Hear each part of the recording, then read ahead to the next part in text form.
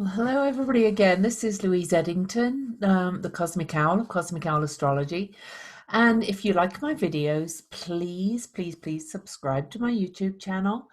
Maybe give the little bell a click so you get notified when I upload new videos. And give the video a like, a thumbs up, because YouTube loves those thumbs up and subscribers from algorithms. Whoa. Yesterday I did a video for the week. This week we're right now on Monday, September the 28th, and Saturn is about to station direct. And I promised to do an October video. Now, I am not going to go through step by step. I'm actually not going to do my usual pointing at charts and things. I'm just going to talk to you because it's a hell of a month. And it starts, well, it's started. Okay. With tonight, September the 28th, so a bit 2 days ahead of October, we've got Saturn stationing direct. Mars is going to square Saturn right after. Mars is going to go back and conjunct Eris. So really all this is happening together. Mars is retrograde, Saturn stationing. Pluto's going to station direct early on October the 4th. Oh, excuse me. There we go. And this is an intense period with this whole square that's just going to carry us through the whole month. For example, Saturn just doesn't barely move till next weekend, till Pluto stations direct. Then the two start inexorably moving forward. Mars squares Saturn. Mars retrograde squares Saturn right after Saturn stations direct. But then Mars will conjunct Eris. Eris is also retrograde in Aries. Black Moon Lilith keeps hopping in and out between Mars and Eris, adding a little bit of wildness, a little bit more wildness to it.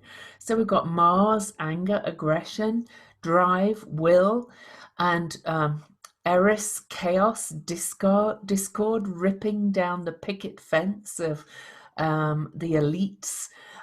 We've got Saturn stationed like a big old brake and bringing down the heavy hand of authority, but also encouraging us to step into our own authority in a big way. And then we got Pluto, the big old excavator, death and rebirth, digging in deep, back at 22 degrees of Capricorn, where he was back in January when he met Saturn exactly. This digs deep, people. And of course, then Mars will go back and square Pluto as well in his retrograde. Then Mars will turn direct later in the year and square everything again. But let's stick with October for now. It's a crazy month. Now, we had Saturn, Pluto conjunction in Capricorn back at the Protestant Reformation. But back then, they weren't in square to Mars and Eris in Aries. Aries hadn't even been discovered back in the 1500s. Pluto hadn't been discovered back in the 1500s, and they were not in aspect. So the Protestant Reformation was huge. This is even bigger. Big things are coming down the pipeline. And it is like a vice. We are being squeezed. We are being pressure cooked. We are being asked to really dig in and change and initiate new beginnings. Now, a lot of it won't come to fruition till later, till after Mars turns direct and aspects the others again, but we do have Saturn and Pluto starting to move direct. But then we have a Mercury retrograde. And now there's a lovely little Mercury retrograde dance with Ceres as well. Ceres, who is intimately tied in a story with Eris and Pluto, because Eris's discovery promoted Ceres to dwarf planet status and demoted Pluto to dwarf planet status. So Ceres, Pluto, and Eris are all dwarf planets. There are more dwarf planets now, and I will start working with them at some point, but we've got so much going on in the cosmos this year that, whoa, 2020. But anyway, Mercury is going to go retrograde at 11 degrees of Scorpio, and Mercury will go retrograde on October the 14th. So after all this Pluto-Saturn station, we've also then got Mercury. They're stationing direct. Then we have Mercury going retrograde. And he is going to go retrograde to 25 degrees of Libra on November the 3rd. And guess where 25 degrees of Libra is? It's opposing Eris and squaring where Saturn and Pluto are hanging about. They'll have moved on. Saturn will have moved on a little bit, but it's in that cardinal axis. Sorry. But let's deal with the retrograde first, because we're in October. Mercury goes retrograde on October the 14th, opposing Uranus, the Lord of lightning bolts in Taurus. So Mercury retrogrades in Scorpio are always a little bit gnarly to my mind because they dig really deep. Scorpio, to my mind, is always the deepest of signs. It's the deepest water. It's the deepest hidden depths. It's the most obsessive, the most really intensely driven. And here's Mercury going retrograde into it is going to really dig up some secrets. That's going to be really interesting. But Mercury stationed retrograde back in February the 17th.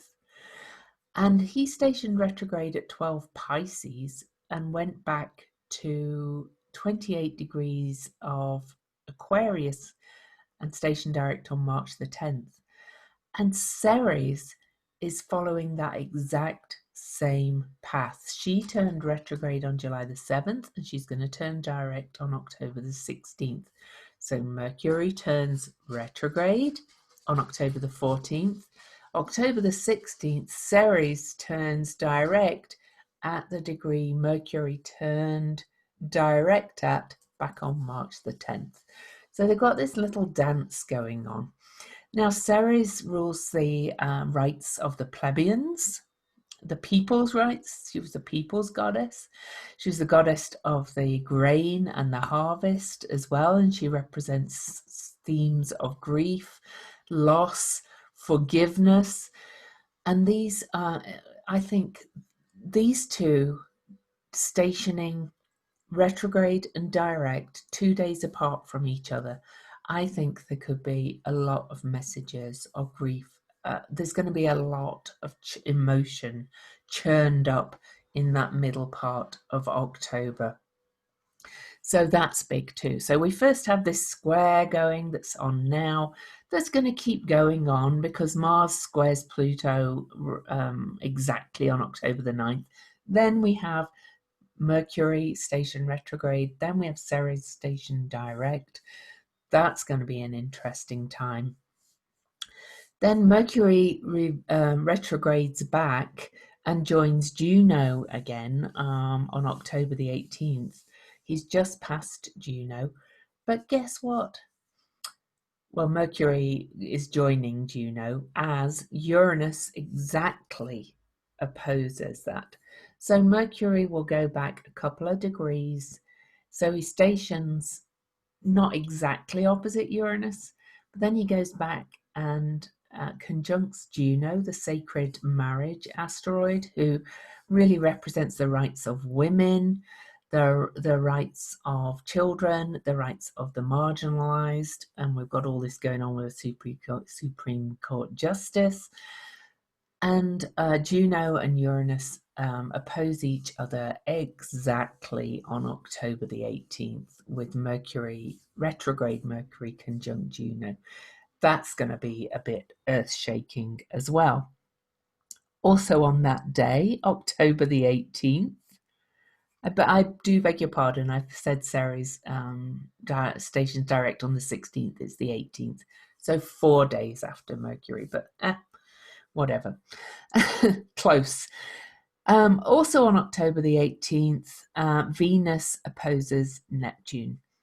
Now, Venus and Neptune were both involved with the venal spread of the virus.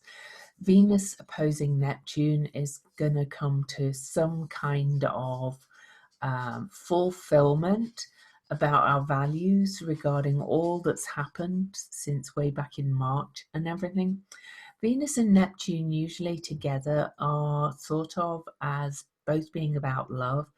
Venus, a lot of people say that Venus and Neptune are the higher and lower octave of each other. Now, I have to thank a fellow astrologer called Kevin Eulinger for kind of getting my mind going about this stuff. And then I've looked at other things. And I actually think Venus is more to do with desire and more connected to Pluto. I kind of think Venus is Persephone in mythological terms, and that, Pluto and Persephone really desired each other. And it's about carnal desires, sexual desires, but material desires, all the desires of the flesh, all the things we really want, and not always in a bad way. We want what we want, but Neptune here is opposing it. I feel like we're going to have some ideals dissolved, some things stripped away. We may feel like a big purging and cleansing again, as saying like, this is just, we can't carry on like this. Let's change. Let's bring it up to a higher level. Venus, in another way of talking about her, is our higher self. It's the Earth's higher self in esoteric astrology. And she will be shortly after squaring where she was, her Venus star point back on May the 13th too. So again, we're getting echoes from earlier in the year, really tuning in to what our core desires are. And Venus in Virgo is very much about it's feminism in a way, because Virgo is one who is whole unto herself, but it's also about being useful and about giving to others. And it's maybe another look at what feminism is. I'm not talking about going back to being doormats, but the female is a nurturing energy, and men have it too. Some men more than others, and some women have a lot, and some women don't have as much of the yin energy. But it's about loving, caring, serving, giving, being useful. So I wonder what's going to come of this Venus-Neptune opposition on October the 18th. Of course, these things do not happen on a day. And then on that day also, October the 18th is a huge day. October the 1st with the full moon is a huge day. October the 3rd's a huge day, or 3rd and 4th with Pluto stationing direct and various other things happening on that day, with Mars conjunct Eris as well, shaking up.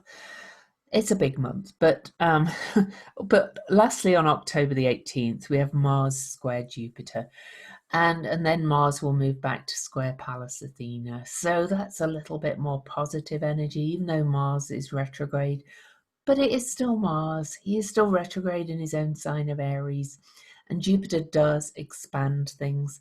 So it's still disruptive energy. It is still a square, but it has a little bit more benevolent feeling than the Mars square Saturn and Pluto. So, but it's going to expand whatever's going on, really, and there could still be a lot of headbutting and anger around that.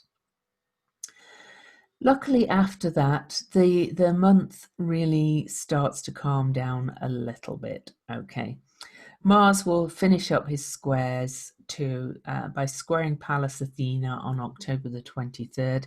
She's the visionary, the cosmic owl. She's strategist, and she's kind of able to see things, that patterns and strategies that were unable to be seen before. She's Wonder Woman.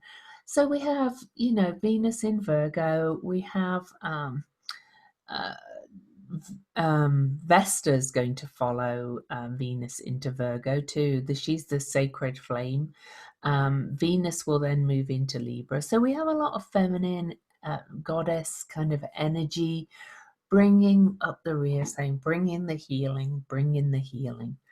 After those big squares, really shake things up and go kerpow. So I think that's all I really want to say for October.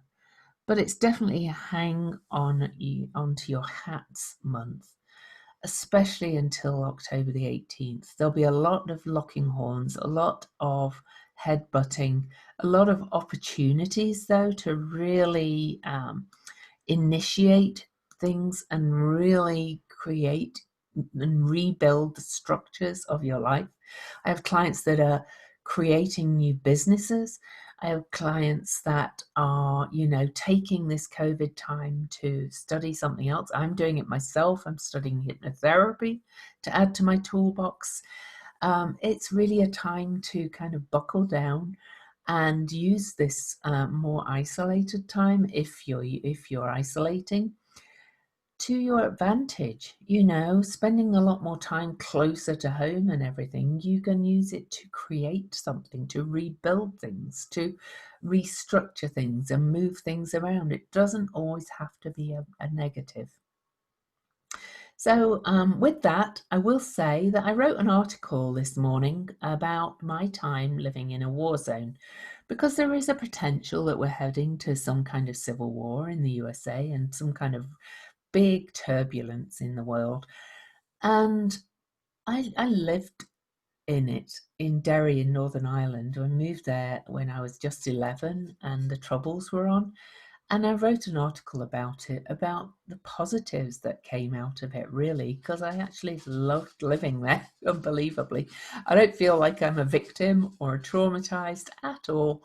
It was an experience, and I'll post the link below in the YouTube description. And I'd love it if you'd give the article a read on medium.com and maybe give it some claps on medium.com.